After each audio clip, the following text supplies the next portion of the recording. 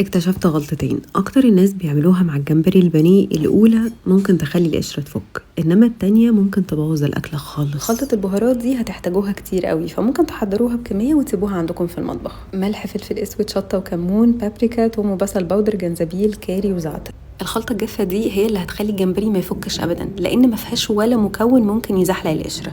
تاني خطوة ما ينفعش تفوتكوا انكم بعد تقشير الجمبري لازم تشيلوا الكيس الرملي. انا ما احتاجتش اعمل كده لاني طلبت الجمبري من سي فود فاكتوري، جالي جاهز متنضف متشال منه الكيس الرملي. ما احتاجتش ابدا اعمل اي مجهود. ممكن تستخدموا اي حجم، انا استخدمت اكس لارج. الخطوة الجاية دي ممكن تعملوها في طبق او كيس نايلون، بس احسن نتيجة هتاخدوها من علبة بلاستيك تكون محكمة. وفي العلبة دي هحط 4 كوبايات من الدقيق الابيض مع معلقة كبيرة من التوابل اللي حضرتها في البداية، ومعلقة صغيرة من البيكنج باودر اللي بتستخدموه للكيك. هخلط الدقيق كويس جدا، وبالتقريب كده هاخد ربع كمية الدقيق هنقلها في طبق تاني واضيف عليها مية بالتدريج، وهخلط لحد ما الاقي القوام ده في النهاية. هاخد الجمبري وانزل بيه في الخليط ده، هغلفه كويس جدا، ودي هتكون الطبقة اللي تحت الدقيق. هاخد الجمبري من الخليط ده وهحطه في الدقيق اللي لسه جوه العلبة. هقفل العلبة وهرج كويس جدا.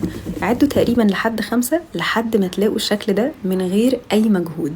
وفي زيت غزير وعلى نار متوسطة، يعني لا الزيت بيغلي ولا لسه بارد. هنزل بالجمبري بعد 4 دقايق، هقلبه مرة واحدة بس وهسيبه 3 دقايق يكمل تسوية، وكده خلاص جاهز. بجد خطير، لازم تجربوه. بس خدوا بالكم علشان انا اكتشفت